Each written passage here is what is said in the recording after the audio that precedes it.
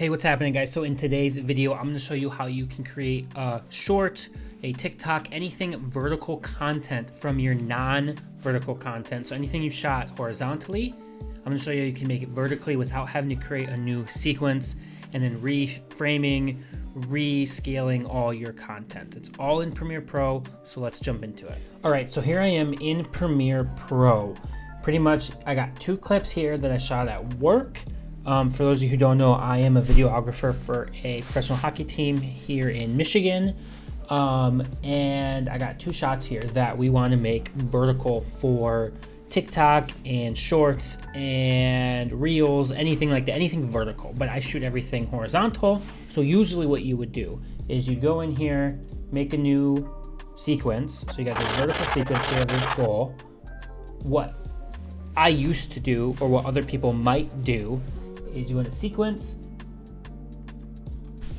settings, and then you, instead of making horizontal, you make it 1080 by 1920, and then you'll get a vertical. It asks you if it's okay to change, blah blah blah. You get this vertical, and then what you'd have to do is go in here, go to scale it, and then let's say they go out of shot or whatever off screen because horizontal, then you got to track them or do anything like that, move it back and forth. So if I go back here, instead of having to do that, which that's not hard, so that's, if that works for you, that works for you. But what I found that's built into Premiere Pro that you can do that does it and keeps the subject center, all you have to do, make sure you have your clip. So I want to use this full clip with the goal and the celebration, but I kind of lose off here, so I might just cut it there. Boom. You go up here to sequence. Let me move my camera out of the way. Sorry, camera, move the camera out of the way. I'm gonna be over here for the moment. You go up here to sequence, go down to auto reframe sequence. Click that, make sure it's on the sequence you wanna auto reframe. Target aspect ratio, you can make it any of these, square, vertical 4:5, vertical 9:16. If you need it to be horizontal, which it already is, you can make it horizontal, and then custom, you can change your size. What I found that works, vertical 9:16. Click that. Motion tracking, slow, default, or fast. That's how much it's going to track the center and or your subject. That is, keep the subject center framed. I usually do default or slower, so I'm going to leave it on default for now.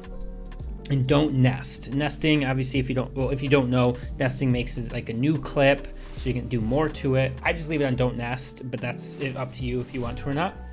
And then you hit create. So auto makes it vertical. As you can see here, it auto reframes. You can adjust the position, you can analyze, and now you have, and it doesn't affect your horizontal, does not affect that. It makes a whole new sequence that is a 9:16 vertical. And it auto centers for you. That's it. That's all you gotta do. So now if I play this back in vertical, follow the subject, keeps him pretty center. Obviously it helps that I followed him, tracked him, in camera. You can also animate this. So like, let's say if I go back, right? So I like this, I like the tracking of the player, but I want to see the goal and then pick up the player. So what I'm gonna do is I'm gonna start this normal. So I hit toggle animation. You will see it shift a little bit up here. So once we have it set, once we find our location here, what I'm gonna do is I'm gonna go about here, just a couple scenes before. I'm gonna add another keyframe. And then what I'm gonna do is I'm gonna offset it to see the goal. Just like that. So what it'll do, picks up the goal. As you see there, it kind of moves over. And you can mess with this, make it as fluid or do whatever you think works for your content. In this scenario, we just want to see, so you see it's a little off here. So what I might do is go back to this first frame, offset it like this. Let's get rid of this second frame. Oops, didn't mean to delete both of them. Get rid of the second frame. So now we're gonna start pretty center. It's gonna slowly move over so we can see the goal, and then go back and pick up the play. And then here the celebration is cut off a little bit, so then we're going to go back like this and done. That's in this scenario.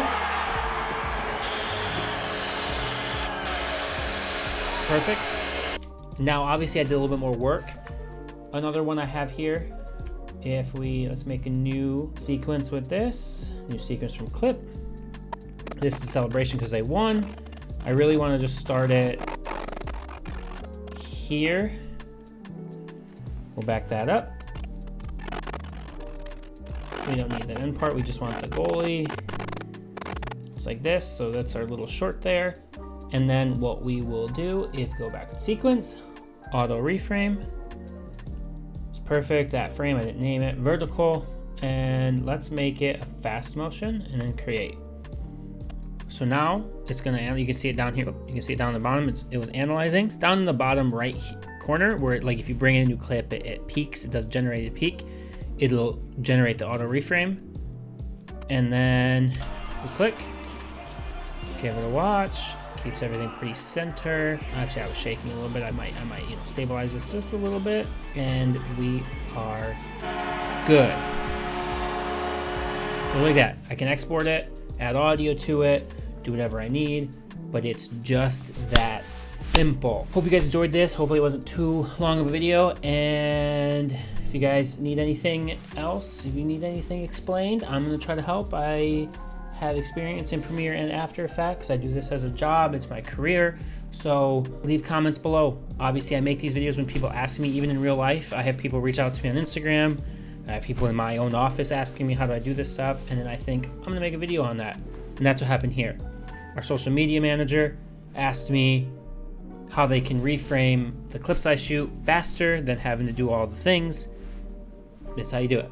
So, hope you guys enjoyed that. Let me know if you have any more questions below, and I'll see you guys in the next one. Bye, guys.